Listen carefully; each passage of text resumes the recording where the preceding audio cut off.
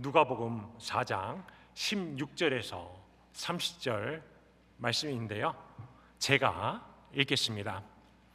예수께서 그 자라나신 곳 나사렛에 이르사 안식일에 늘 하시던 대로 회당에 들어가사 성경을 읽으려고 서심해 선지자 이사야의 글을 들이거늘 책을 펴서 이렇게 기록된 데를 찾으시니 곧 주의 성령이 내게 임하셨으니 이는 가난한 자에게 복음을 전하게 하시려고 내게 기름을 부으시고 나를 보내사 포로된 자에게 자유를, 눈먼 자에게 다시 보게 함을 전파하며 눌린 자를 자유롭게 하고 주의 은혜의 해를 전파하게 하려 하심이라 하였더라. 책을 덮어 그 맡은 자에게 주시고 앉으시니 회당에 있는 자들이 다 주목하여 보더라.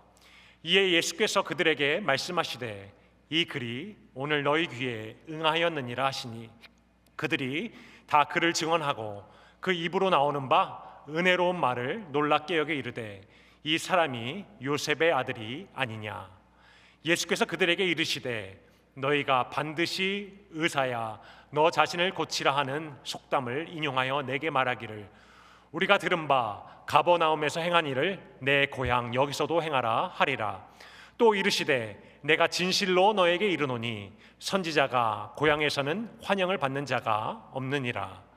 내가 참으로 너에게 이르노니 엘리야 시대에 하늘이 3년 6개월간 닫히어 온 땅에 큰 흉년이 들었을 때에 이스라엘에 많은 과부가 있었으되 엘리야가 그중 한 사람에게도 보내심을 받지 않고 오직 시돈 땅에 있는 사렙다의 한 과부에게 뿐이었으며 또 선지자 엘리사 때에 이스라엘에 많은 나병 환자가 있었으되 그 중에 한 사람도 깨끗함을 얻지 못하고 오직 수리아 사람 나아만 뿐이었느니라. 회당에 있는 자들이 이것을 듣고 다 크게 화가 나서 일어나 동네 밖으로 쫓아내어 그 동네가 건설된 산 낭떠러지까지 끌고 가서 밀쳐 떨어뜨리고자 하되 예수께서 그들 가운데로 지나서 가시니라. 아멘.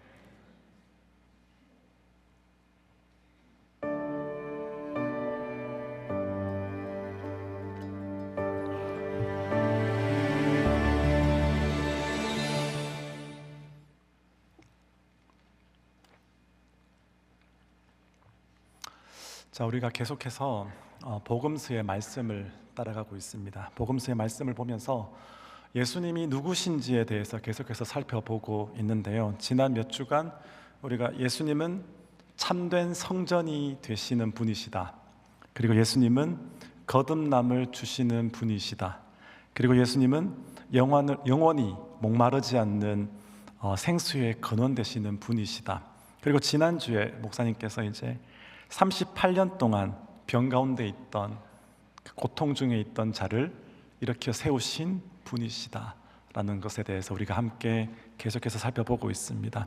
자, 오늘 본문은 이제 누가복음으로 넘어갑니다. 누가복음으로 넘어가서 예수님이 자라나신 곳인 갈릴리 나사렛에서 일어난 한 사건을 우리에게 보여주고 있습니다.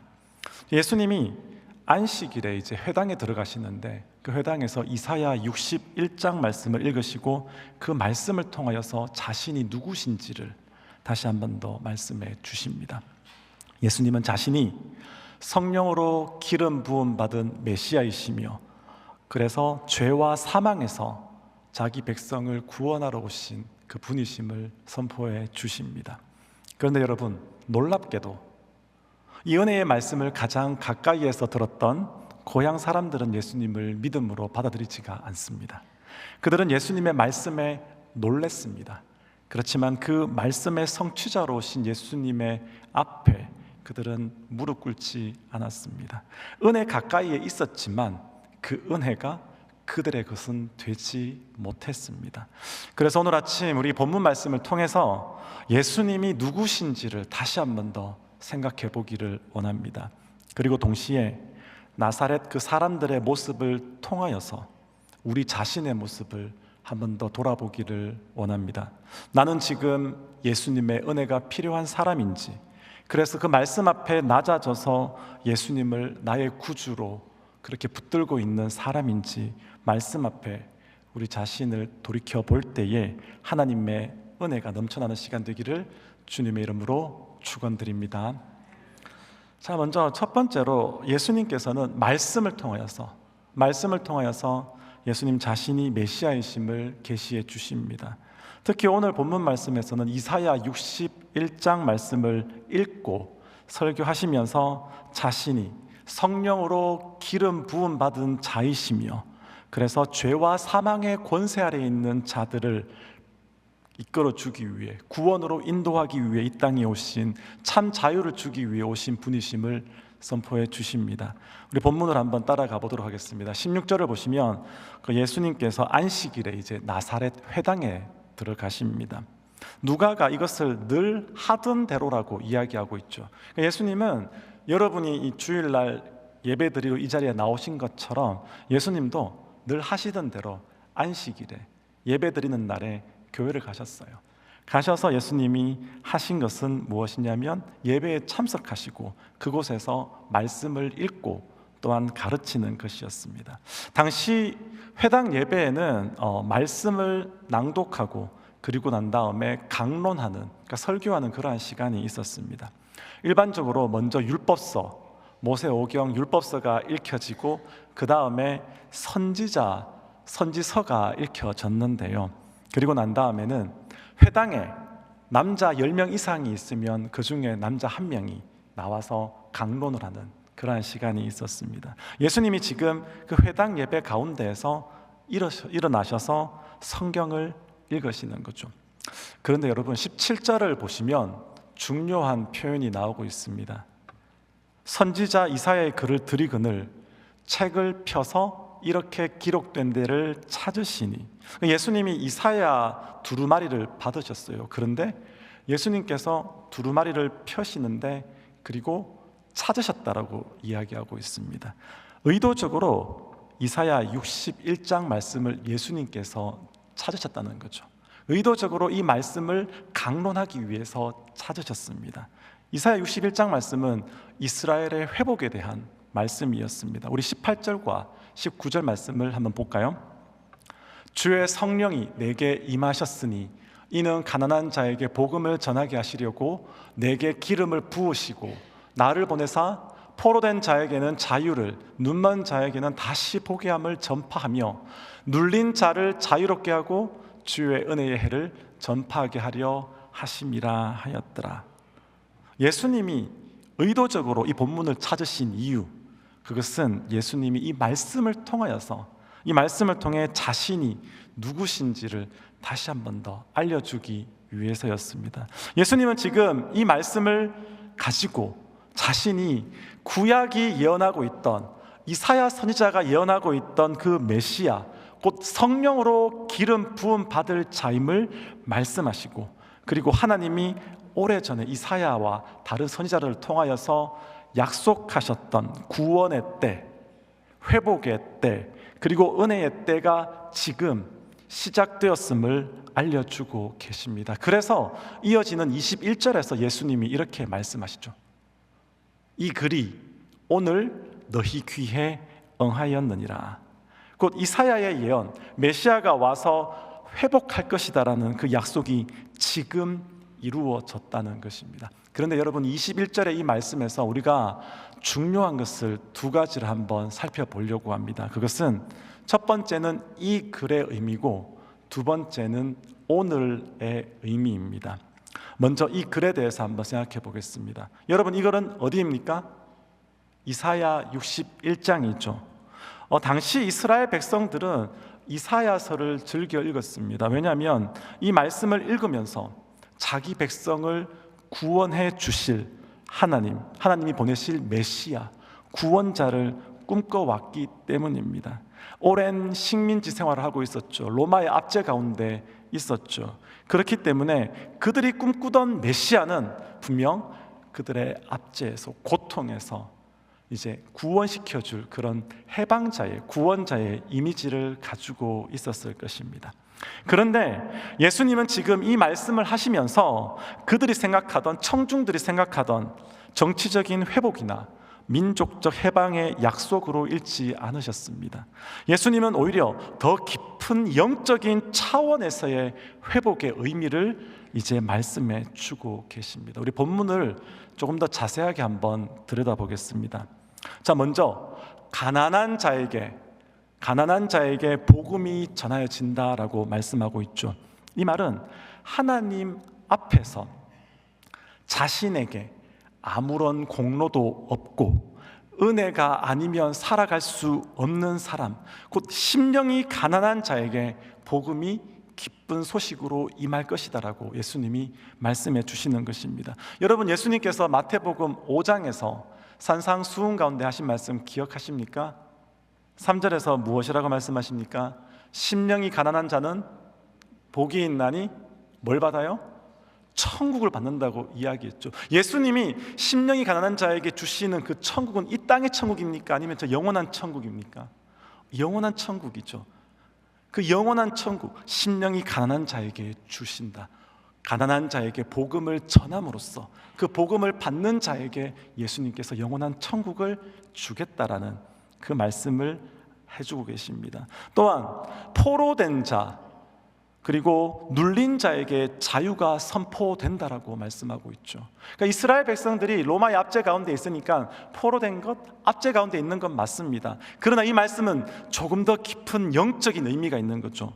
포로되었고 눌렸다는 것은 죄 가운데 포로되어 있고 눌려 있는 우리의 심령의 상태를 이야기해 주고 있습니다. 우리가 하나님을 떠나 죄 가운데 있으므로 우리의 영혼이 사탄의 영향 아래 있고 그로 말미암아 눌린 우리의 모습입니다. 그런 우리에게 예수님이 오셔서 복음을 통하여서 그 눌린 자에게, 포로된 자에게 자유를 주신다는 그 말씀인 거죠. 그리고 눈먼 자가 다시 보게 된다. 이 말씀은 영혼의 눈이 열리는 것을 의미합니다. 주님의 말씀이 임하기 전에는 우리는 영적인 눈이 어두워져 있습니다. 그래서 진리를 알 수가 없습니다. 그러나 진리의 영이신 그분이 오시고 예수님께서 은혜를 베풀어 주심으로 말미암아 눈먼 자가 다시 눈을 뜨게 된다. 그 말씀을 해주시는 거죠. 자, 예수님께서는 지금 의도적으로 이 본문을 택하심으로 자신이 누구신지를 분명하게 우리에게 알려주고 계십니다. 예수님은 누구십니까?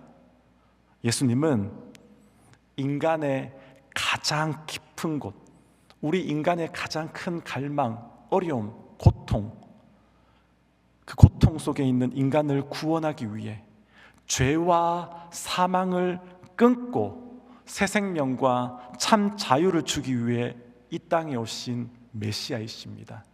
구원자이십니다. 그렇기 때문에 우리가 이 자리에 있지 않습니까? 이 자리에서 우리가 예수님을 믿고 의지하고 따르지 않습니까? 지금 예수님은, 그런데 여러분, 여기서 더 중요한 것이 있습니다. 더 중요한 것은 예수님이 지금 이 일이 오늘 이루어졌다고 말씀하고 계신 것입니다. 예수님은 지금 이사야 61장의 그 예언이, 약속이 언젠가 먼 미래에 이루어지는 것이라고 말씀하지 않습니다. 하나님께서 자기 백성을 회복시키시고 포로된 자에게 자유를 주시며 눈먼 자를 다시 보게 하시고 눌린 자를 자유롭게 하실 그 구원의 때가 바로 지금이라고 예수님께서 말씀해 주십니다. 그런데 여러분, 이 오늘이라는 단어는요, 누가복음에서 아주 중요한 모티프를 가지고 있습니다. 단지 여기만 등장하는 것이 아닙니다. 누가복음을 보시면요, 이 오늘이라는 단어를 갖다가 반복해서 사용함으로써 구원이 옛날에 그 어느 한 시점에 이루어진 것이 아니라 항상 현재형이라는 사실을 우리에게 강조해 줍니다. 누가복음 2장 11절 말씀을 보시면 예수님이 태어나셨을 때 천사가 이렇게 말합니다. 오늘 다윗의 동네에 너희를 위하여 구주가 나셨으니 곧 그리스도 주시니라. 그리고 5장을 보시면 중풍병자가 고침을 받았을 때 사람들이 이렇게 이야기해요. 모든 사람들이 놀라 하나님께 영광을 돌리며 심히 두려워하여 이르되 오늘 우리가 놀라운 일을 보았다 하니라. 또한 19장을 보시면 예수님이 삭개오를 부르시거든요. 그 부르실 때 이렇게 말씀하세요. 삭개오야, 속히 내려오라. 내가 오늘 내 집에 유하여야 하겠다 하시니. 그리고 십자가 위에서 회개한 강도에게도 예수님이 이렇게 말씀하십니다. 예수께서 이르시되 내가 진실로 내게 이르노니 언제요? 오늘 내가 나와 함께 낙원에 있으리라. 그러므로 여러분, 누가복음에서 이 오늘이라는 이 단어는 단순한 시간적인 표현이 아닙니다. 이 오늘은 하나님의 구원이, 하나님의 역사가 예수님의 임재 앞에 있는 사람들에게 임하는 은혜의 시간입니다. 하나님의 약속이 먼 미래에 이루어지는 그런 것이 아니라 지금 예수 그리스도 안에서 현재적으로 주어지는 시간이라는 것입니다. 예수님께서 바로 그 오늘을 선포하셨습니다. 이 글이 오늘 너희에게 임하였다. 너희가 기다리던 하나님의 은혜의 해가 지금 오늘 시작되었다. 너희가 기다리던 구원의 때가 지금 오늘 왔다. 너희가 기다리던 회복과 자유와 해방의 약속이 오늘 바로 내 안에서 성취가 되었다. 그러니 나를 믿으라 라고 예수님께서 지금 말씀해 주십니다. 그러므로 여러분, 우리가 항상 기억해야 할 것은, 잊지 말아야 할 사실은 복음은, 믿음은 항상 현재형이라는 사실입니다. 그리스도의 말씀이 선포되고 선포된 그 말씀 앞에 서는 순간 우리는 오늘이라는 그 은혜의 시간 앞에 서게 됩니다. 제가 2006년도 5월 달에 태국에 있었습니다. 그때 제가 이제 여행을 좀 세계 일주를 하고 있던 시기인데요. 그 5월 달에 이제 태국에 있으면서 캄보디아에 있던, 뭐가 있죠? 캄보디아에 앙코르와트가 있죠. 앙코르와트를 이제 여행 가려고 계획을 다 짜놓고 있었어요. 네, 그날이 주일이었는데, 주일이니까 이제 예배드리러 교회를 갔어요. 교회를 갔는데 예배드리고 난 다음 식사를 하는데 장로님 한 분이 이제 저랑 이야기하면서 보니까 그분이 제 선배신 거예요. 제가 이제 ROTC 41기였는데 그분이 ROTC 1기였어요. 그래서 이제 너무 반갑게 이제 맞아주시고, 그래서 이제 밥 다 먹고 난 다음에 저녁에 시간 있냐고 물어보시더라고요. 아, 네, 시간 있습니다 라고 했죠. 그래서 저녁을 또 사주신다고 해서 식사하러 나갔는데 그 자리에서 또 다른 한 분이 계시더라고요. 그분도 ROTC 1기 선배님이었습니다. 저보다 40살이 많으니까 전 좀 조심스러웠겠죠. 근데 그분이 기아대체 회장님이셨어요. 근데 그때가 언제냐면 2006년 5월 28일 인도네시아 족자카르타에 큰 지진이 일어났을 때였습니다. 6천 명이 사망한 사건이었죠. 그것 때문에 이제 그분이 그 태국에 와 계셨는데 식사하면서 대뜸 저한테 물어보시더라고요. 자네 지금 인도네시아 족자카르타로 갈 수 있느냐라고 물어보시더라고요. 왜냐하면 큰 사건이 발생하고 난 다음 골든타임이 있는데 48시간이에요. 그 48시간 내에 긴급 구호팀이 가서 셋업을 해야 됩니다. 셋업을 해야지 뒤따르는 의료팀, 봉사팀이 와서 바로 그 봉사를 할 수가 있어요. 그러니까 올가나이징을 하는 거죠. 그러니까 저한테 한국에서 이제 목사님 한 분이 올 거니까 그분과 함께 가서 그 올가나이징 할 수 있는 그 자리로 갈 수 있느냐라고 물어보는 거예요. 근데 여러분, 새벽에 사건이 터졌고 저녁까지 계속해서 여진이 있었습니다. 엄청난 사람이 죽었죠. 저는 모든 계획이 다 짜져 있었고 당장 다음 날 이제 앙코르와트로 가서 즐겁게 여행할 계획을 짜고 있었는데 지금 갈 수 있겠느냐라고 묻는 순간에 아무 생각이 안 들더라고요. 아, 내가 필요하면 나를 부르시면 가야지. 네, 가겠습니다 라고 해서 그 자리에서 이제 티켓팅하고 떠났던 그런 기억이 있어요. 그래서 가서 2달 동안 이제 그 봉사와 사역을 하면서 저는 너무나 큰 것을 배웠습니다. 정말 복음이 무엇인지, 선교가 무엇인지 더 나아가 긴급 구호가 무엇인지, 예수님의 사랑을 전하는 것이 무엇인지 저는 그때 아주 크게 배운 적이 있습니다. 여러분, 하나님의 부르심, 하나님의 때는요, 언제나 내가 계획한 시간에만 오지 않는 것 같습니다. 내가 준비한 때, 내가 여유 있는 때, 모든 상황이 다 정리된 다음에 오지 않습니다. 때로는 하나님의 부르심은 지금 우리에게 다가옵니다. 지금 가겠느냐? 지금 할 수 있겠느냐? 지금 말씀 앞에 순종하겠느냐? 지금 네가 가진 것을 포기할 수 있느냐? 지금 나를 믿겠느냐? 믿음은 오늘 내 앞에 계신 주님의 말씀에 반응하는 것입니다. 그래서 오늘 말씀을 듣는 저와 여러분에게도 예수님께서 이렇게 말씀을 하시는 거죠. 이 글이 오늘 너희에게 임하였다. 단지 나사렛 그 백성들에게만 임한 것이 아닙니다. 오늘 지금 이 자리에 있는 저와 여러분에게 예수님의 말씀이 임한 것입니다. 그러므로 여러분, 저는 이 하나님의 말씀을 듣는 우리 모두의 신앙이 오늘의 신앙이 되기를 간절히 부탁드립니다. 과거에 들었던, 과거에 체험했던 그러한 말씀이 아니라 오늘 나를 살리고 오늘 나를 자유롭게 하며 오늘 나를 주님의 십자가 앞에 서게 하는 그 복음으로 예수님을 붙드시는 저와 여러분 되기를 주님의 이름으로 축원드립니다. 그런데 여러분, 이 놀라운 말씀을 가장 가까이에서 들었던 나사렛 사람들, 고향 사람들, 그들은 예수님을 믿음으로 받아들이지 않았습니다. 왜 그랬을까요? 왜 그들은, 고향 사람들은 예수님의 말씀을 듣고도, 이 저자 직강이지 않습니까? 저자가, 말씀의 저자이신 예수님이 하나님이시잖아요. 하나님이 직접 말씀을 풀어주시는데 그 말씀을 듣고도 왜 예수님을 배척하고 있었을까요?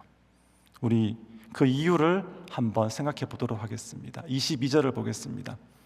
그들이 다 그를 증언하고 그 입으로 나오는 바 은혜로운 말을 놀랍게 여겨 이르되 이 사람이 요셉의 아들이 아니냐. 여러분, 나사렛 사람들의 반응은 이제 두 가지로 나타나죠. 놀람과 더불어서 불신이 드러나고 있습니다. 한편으로 그들은 예수님의 말씀에 놀랐습니다. 여러분, 예수님께서 강론을 어떻게 하셨는지 이 성경 말씀에는 구체적으로 드러나지는 않지만 그 예수님의 입에서 나오는 말씀이 어떻게 됐다고 이야기합니까? 은혜로웠다고 이야기하고 있습니다. 예수님의 말씀하시는 그 성경을 풀어주시는 것이 은혜로웠기 때문에 그들도 놀라웠다라고 이야기해 줍니다. 이사야 61장에 대한 설교가 그들에게 큰 은혜가 되었던 것이죠. 그러나 그 은혜가, 그 놀라움이 그들의 믿음으로 연결되지는 않았습니다. 그래서 그들은 놀라워하면서도 곧바로 이렇게 말하는 거죠. 이 사람이 요셉의 아들이 아니냐. 마가복음은 같은 장면을 조금 더 자세히 이야기하고 있는데요, 이 사람이 마리아의 아들 목수가 아니냐, 야고보와 요셉과 유다와 시몬의 형제가 아니냐, 그 누이들이 우리와 함께 여기 있지 아니하냐 하고 예수를 배척한지라. 그들이 예수님이 목수라고, 그리고 자기들이 알고 있는 자들의 형제라고, 그 누이들도 우리와 함께 있다라고 그들이 가지고 있는 기억과 경험으로 예수님을 판단해 버리고 있는 것이죠. 곧 이런 거죠. 너 말씀 되게 좋네, 은혜스럽네. 그러나 네가 이사야서가 예언하고 있는 바로 그 메시아라는 사실은 받아들일 수가 없어. 네가 어떻게 우리가 기다리던 하나님의 구원자일 수가 있느냐.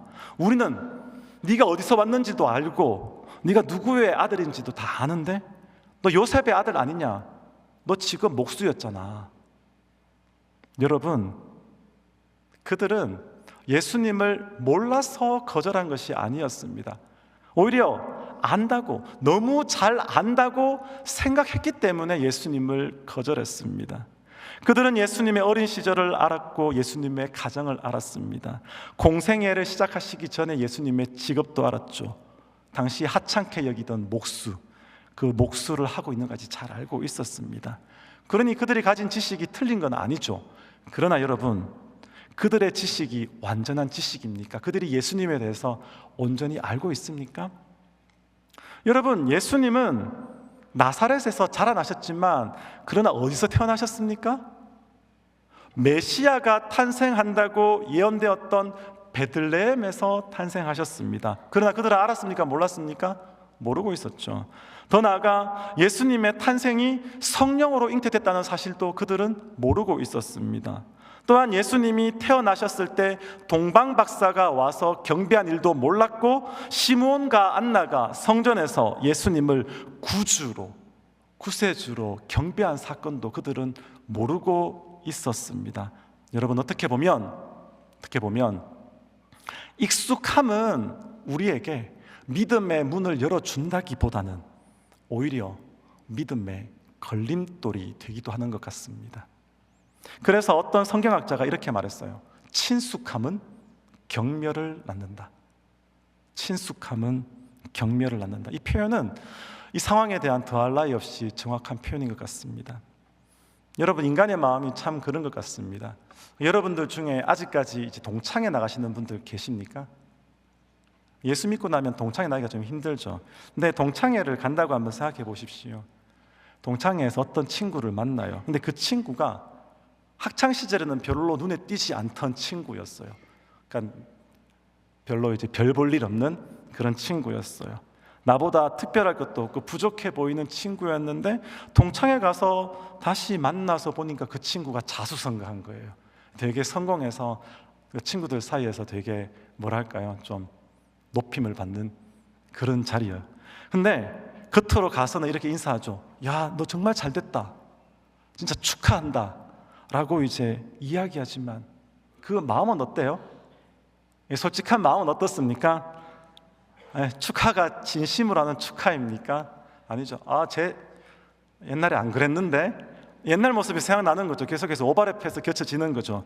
옛날에는 내가 쟤보다 잘 나갔는데, 여러분들 안 그렇습니까? 그렇지 않습니까? 왜 그럴까요? 예전의 모습과 예전의 기억을 떠올리기 때문입니다. 내가 알던 옛 모습 가운데 그 사람을 가두어 버리기 때문입니다. 이 나사렛 사람들도 마찬가지였습니다. 그들은 예수님에 대한 소문을 들었어요. 예수님이 놀라운 능력을 행하신다는 소문을 들었습니다. 예수님의 말씀에 권세가 있다는 그 소문도 들었습니다. 사람들이 예수님을 주목하고 있다, 예수님을 통해서 기적이 일어난다, 소문을 들었어요. 그런데 여러분, 그 예수는 누굽니까?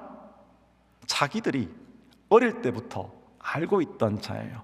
자기들과 같은 동네에서 자랐고 공생애를 시작하기 전에는 목수로 하찮은 일을 하고 있던 그 사람인 것을 그들이 알았어요. 그런데 그런 그가 어느 순간 예루살렘으로 떠나가더니만 거기서 특별한 능력을 베풀면서 많은 사람들이 그를 따르기 시작하는 거예요. 그리고 그 예수가 어느 날 고향으로 돌아왔는데 회당에서 예배에 참석합니다. 그리고 거기서 앞에 나가서 이사야서 61장을 읽어요. 더 나아가서 그 말씀을 읽고 난 다음에 설명을 하고 난 다음에 뭐라고 합니까? 이 글이 오늘 너희 귀에 응하였다라고 말하면서 그 글에서 말하고 있는 이사야가 기다리고 있는 메시아가 자기라고 이야기하는 거예요. 한번 이 일련을 한번 생각해 보시기 바랍니다. 그러니 그들의 마음속에 반감이 생긴 거예요. 말씀이 놀랍다, 은혜스러운 것도 알겠다. 그런데 네가 메시아라고? 우리가 알던 내가? 요셉의 아들인 네가? 목수인 네가? 그래서 그들은 예수님을 믿음으로 받아들이지 않았습니다.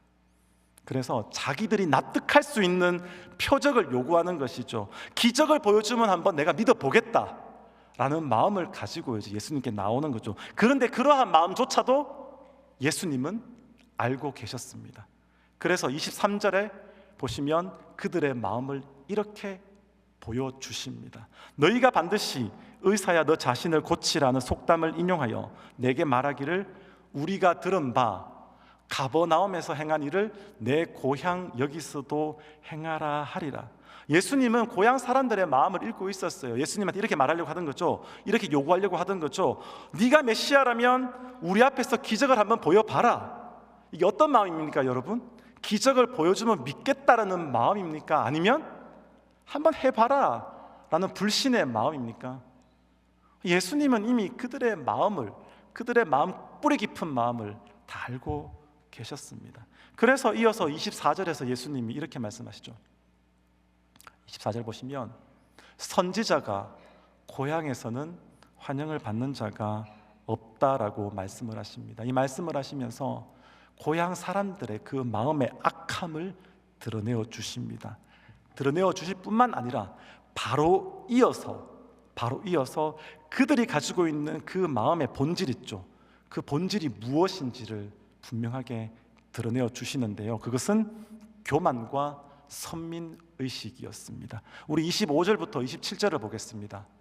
내가 참으로 너희에게 이르노니 엘리야 시대에 하늘이 3년 6개월간 닫히어 온 땅에 큰 흉년이 들었을 때에 이스라엘에 많은 과부가 있었으되 엘리야가 그 중에 한 사람에게도 보내심을 받지 않고 오직 시돈 땅에 있는 사렙다의 한 과부에게 뿐이었으며 또 선지자 엘리야 때에 이스라엘에 많은 나병 환자가 있었으되 그 중에 한 사람도 깨끗함을 얻지 못하고 오직 수리아 사람 나아만 뿐이었느니라라고 말씀하고 있습니다. 대비가 되죠. 이스라엘 사람이 아니라 이방 사람에게, 이스라엘 사람이 아니라 수리아 사람에게. 이 말씀은 나사렛 사람들에게는 아주 충격적인 그러한 말씀이었습니다. 왜냐하면 예수님이 지금 이스라엘 밖에 있는 사람들, 그러니까 이스라엘 사람들이 생각할 때 구원받지 못한다고 생각하는 그 사람들에게 임했던 은혜를 말씀해 주고 있기 때문입니다.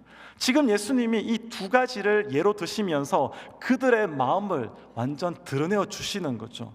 하나님께서는 배부르고 선민의식이 가득 찬 이스라엘 백성이 아니라 이방인이라 할지라도 하나님 앞에 자신의 연약함을 내어놓는 자, 하나님이 필요한 자에게 은혜를 베풀 것이다라고 예수님이 그들 앞에서 지금 선포하시는 것입니다. 여러분, 나사렛 사람들은 예수님과 가장 가까운 사람들이었습니다. 심지어 성경의 저자인 하나님의 아들 예수님의 설교를 듣고 있었습니다. 은혜의 선포가 그들의 귀에 들리고 있었지만 그들이 그 은혜가 필요한 자라는 사실을 깨닫지 못하고 있었습니다.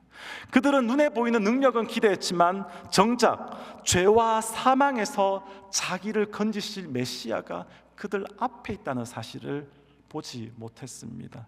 그래서 은혜에 가장 가까운 데 있었지만 그 은혜가 그들의 것은 되지 못했습니다.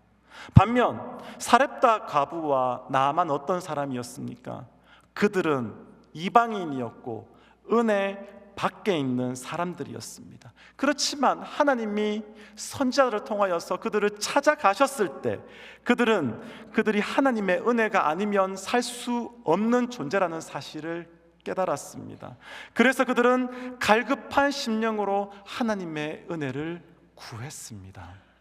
여러분, 이처럼 하나님의 은혜는, 이 구원의 은혜는 하나님 앞에서 자신이 영적으로 가난한 자임을 아는 사람에게만 임합니다. 하나님의 은혜는 내가 하나님이 아니라면 이 죄와 사망의 올무에서 끊을 수 없다라는 그러한 연약한 자라는 것을 인정하는 자에게만 임합니다. 하나님의 은혜는 내가 하나님의 은혜가 아니라면 진리를 볼 수 없는 눈먼 자라는 사실을 인정하는 자에게 임합니다. 여러분, 바로 이것이 본문이 우리에게 알려주는, 어떻게 보면 두려운 경고입니다. 은혜가 선포되는 자리에 있다고 해서 여러분 모두가 은혜를 받는 것이 아닙니다. 말씀을 듣고 있다고 해서 모두가 말씀을 믿음으로 받아들이는 것도 아닙니다. 오늘 말씀을 보세요. 심지어 예수님을 안다고 생각했던 그 사람들이, 나사렛 사람들이 그 안다고 생각했던 그 지식이 믿음으로 나가는데 걸림돌이, 되어버린 것을 우리가 보게 됩니다. 28절과 29절을 한번 보십시오.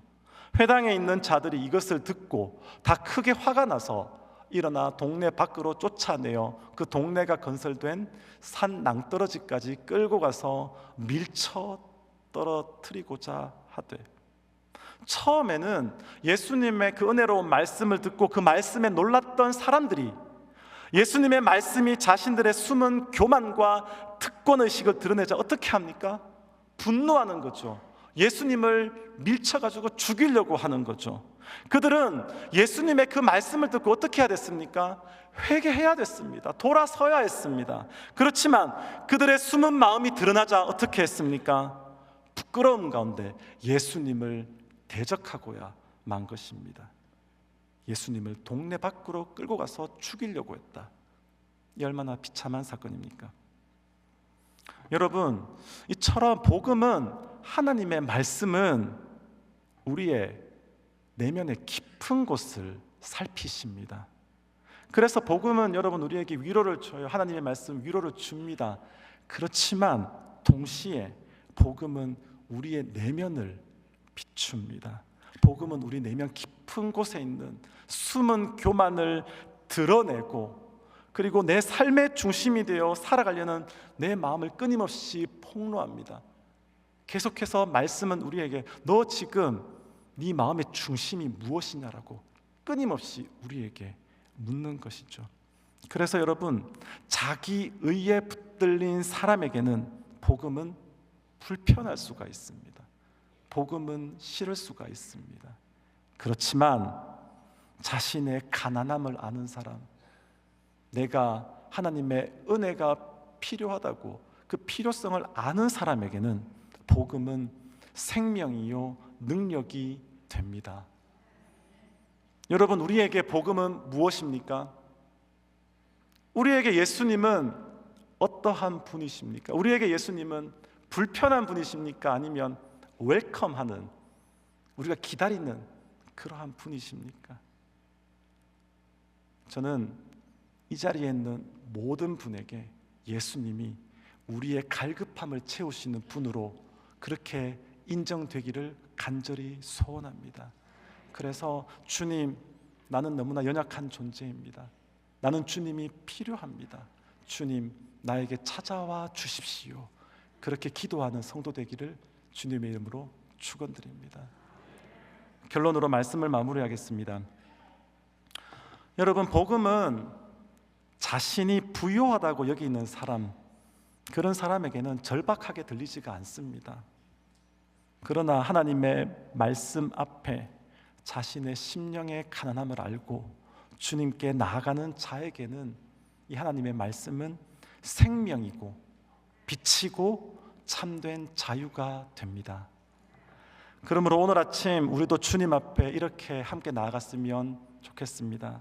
주님, 나는 심령이 가난한 자입니다. 주님, 나는 영적으로 포로된 자, 눈먼 자입니다. 그래서 바로 지금 나는 주님이 필요합니다. 나는 주님의 은혜가 필요합니다. 주여, 나를 기억하여 주옵소서. 기도하겠습니다. 하나님, 기억하여 주시옵소서. 이 자리에 갈급함으로 나 주님이 필요합니다. 나 주님의 은혜가 필요합니다. 나 주님의 은혜가 없이는 살 수가 없습니다. 나 주님 없이 살 수 없습니다 고백하고 주님을 찾는 자들에게 주여 찾아와 주시옵소서. 주여 함께하여 주시옵소서. 생명으로 함께하여 주시옵소서. 그 안에 참된 자유를 누릴 수 있도록 주님 인도하여 주옵소서. 감사하며 예수님 이름으로 기도합니다. 아멘. 이 시간 다 함께 일어나셔서 찬양하시도록 하겠습니다.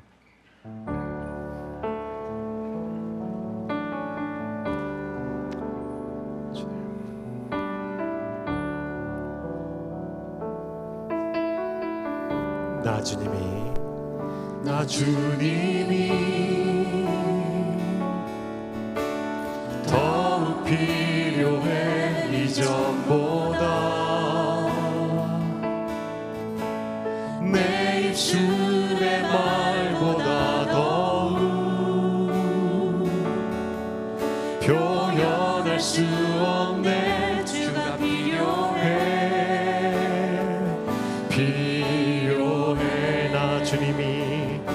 나 주님이 더욱 필요해 이전보다 내 입술의 말보다 더욱 표현할 수 없네 주가 필요해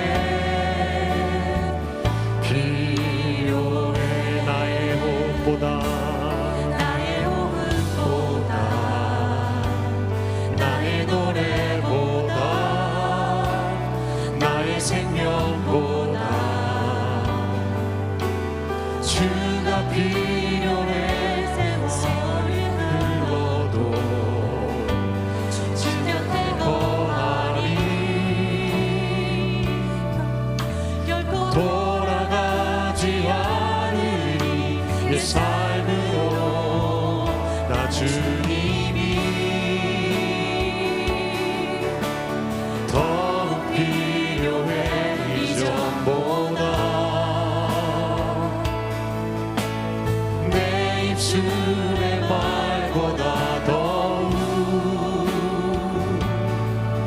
표현할 수 없네 주가 필요해